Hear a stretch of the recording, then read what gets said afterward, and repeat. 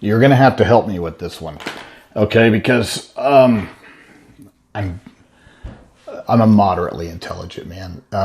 At the same time, I do need it broken down a little bit. Because I don't want to get it wrong. Because the 60 days, yes, it's in the law. So I understand what you're saying there. But then you're talking about an IEP.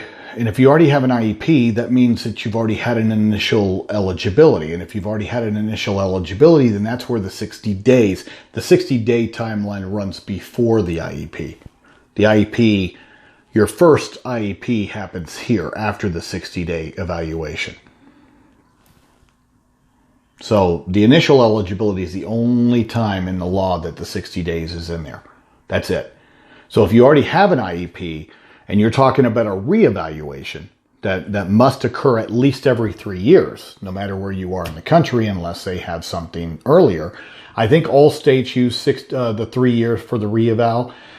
But within that 3 year, that's a minimum, which means that the school or the parent can request an evaluation earlier than the 3 year mark.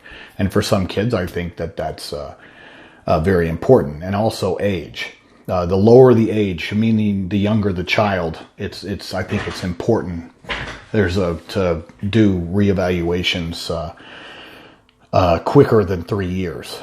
Why? Because developmentally, there's a huge difference between a 3-year-old and a 6-year-old.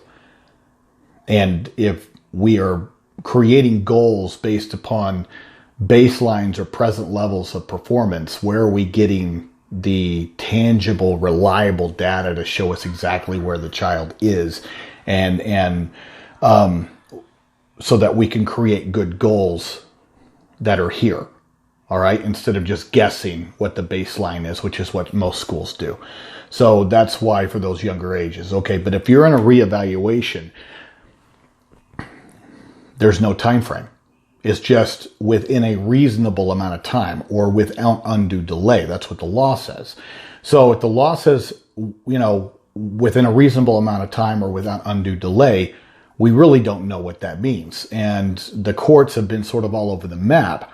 But I can tell you that unless it's something unique and it's something complicated, then if the law gives them 60 days here, then that's usually the standard. And sometimes it can be justifiably extended past the 60 days. But usually it's 60 days. It's just not a hard date like it is for that initial eligibility.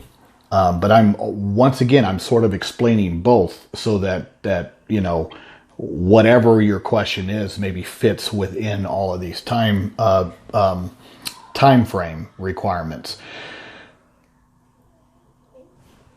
And what was the other part?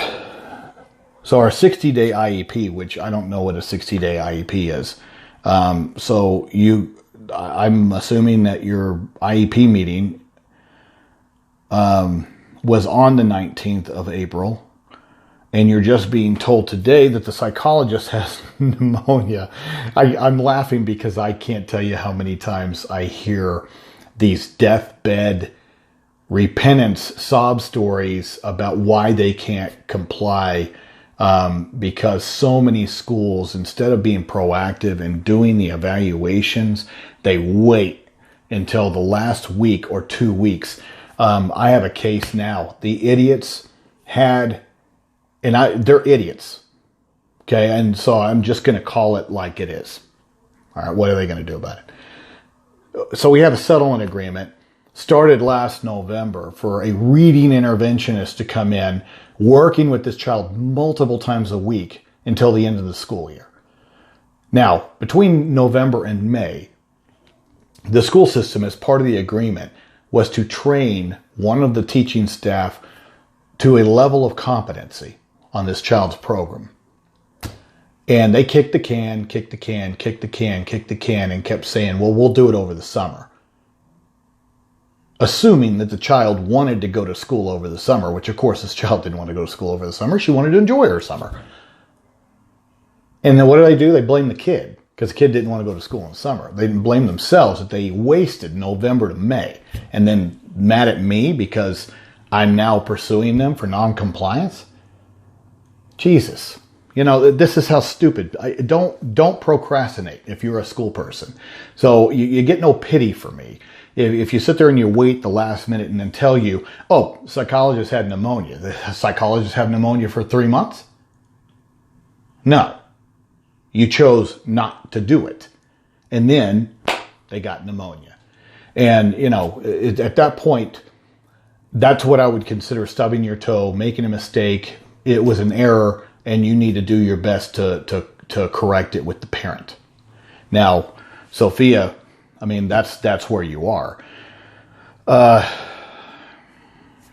And so, no, I mean, now, is it legal? Like I said, it all depends on whether it's this evaluation where they had 60 strict days and you don't even have an IEP yet because they haven't determined eligibility, or whether you have an IEP and this is a reevaluation.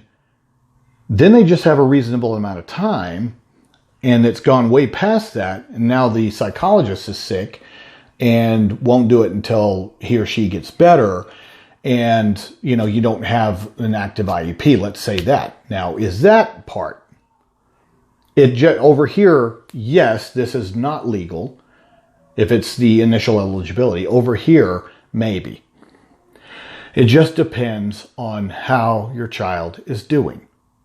Is there damage to your child educationally?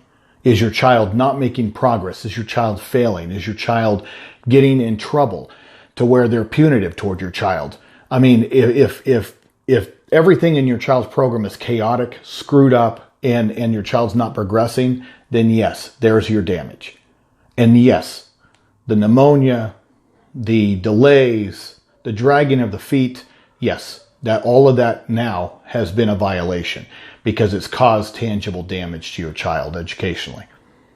And at that point, you would have a good due process case or a state complaint or, you know, a cause for mediation, things of that nature. Okay?